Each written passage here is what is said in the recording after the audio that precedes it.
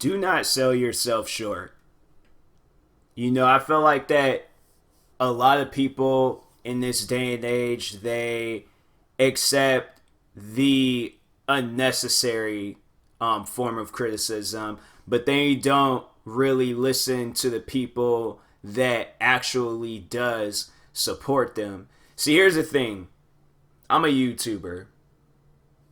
Proud to admit it. Tell people all the time that I make YouTube videos, even at my job. Like, it really boosts your confidence with video making when you can just tell people what you do. But when you try to hide it, I feel like that's that criticism that you've already faced, that's already inside of you. You overall, like, the only way out of it is that you have to embrace who you are as a person. You can't go your whole life listening to people's criticism. You can't go your whole life listening to friends, family, anybody that has something negative to say to you, and they're not like the thing is that they don't have to put anything towards your dream. They don't have to put no money. They don't have to put like their belongings. They don't have to put anything towards your dream. But they do have to respect it. They have to respect what you got going on in your life. I feel like that's another thing that's wrong in this world, is that there's not enough respect. People don't respect other people's boundaries and what they want to do. They always want to respect. They want respect from them or you towards them, but they don't want to respect others. And I feel like that's the problem in this world, is that there's not enough respect. That's why it's like, when there's not enough respect, you have no business to accept a criticism from a person that's disrespecting you. I tell people that all the time. Like, I face so much criticism with the videos that I upload, the music that I make, the gaming videos that I do, like the video games that I play. I have criticism left and right with all the stuff that I publish and post on YouTube. But here's the thing. If I would have listened to the people that told me to stop, that told me to quit, that said I'm never going to make it, I'm never going to see a video that reaches 1 million views, I'm never going to have 1 million subscribers, I'm never going to have anything because I didn't listen to their criticism. But here's the thing. I don't know them. I don't know who they are. The thing is that I feel like what people just don't understand, what if that criticism leads you into a life of failure? What if that criticism, it leads you absolutely nowhere? People are so giving when it comes to criticism, but they don't bother to think, what if is this criticism, like all the stuff that guys say criticizing towards whatever they're doing in life, is it going to help them in the long run? Yes or no? Because that's another thing that I like bringing up to people. If somebody was going off on you for the stuff that you're doing, and you already have your mind made up, you want to do this, okay? You see other people, like, I make reaction videos on YouTube to let you guys know. Like, that's like one of the main videos I post on YouTube. I make reaction videos.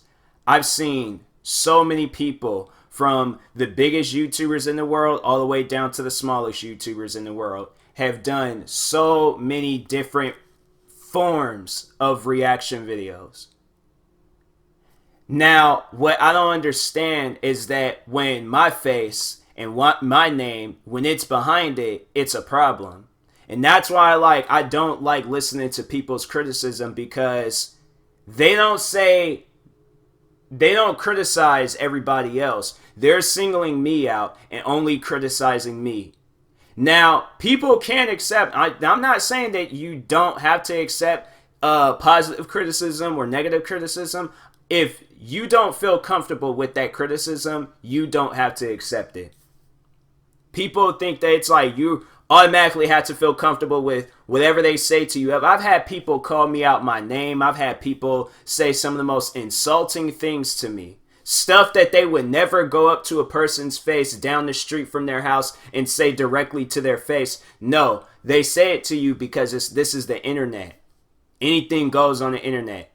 So that's why when I say that anything goes on the internet, if I'm gonna be called the N-word, if I'm gonna be called a porch monkey, if I'm gonna be called everything possible that's going to discourage me as a person, why should I accept that person's criticism? Why should I accept anybody's criticism? You see what I'm saying? I feel like that people that overall they support you regardless of whatever you're doing. With you making rap music, but you're only getting 100 views off of that song. You're making movies, but nobody's buying tickets to your movies. It doesn't even like make any money in the box office. In fact, it's being shown on TV. It's going straight to DVD and all that stuff. What other things? You make a car, but there's parts missing. All these other things. If there's that person that's motivating you and pushing you and supporting you and letting others know about that your dream that you're following, why should anybody else criticism matter? That's why it's like, I feel like where people need to reverse it, you're over here listening to people's criticism that's discouraging you and you're feeling uncomfortable with what you're doing and you're not feeling comfortable with what you're doing. How are you ever going to make it in life? That's what I'm saying. It's like, you don't have to accept criticism if you feel uncomfortable about it. But if you feel comfortable about it, accept it. Do whatever you want to do with it. Everybody is different. But you have to have respect for yourself. So if you see some disrespecting things on the internet, you have to build a muscle in your mind to overpower that type of stuff, that type of behavior, that type of negativity.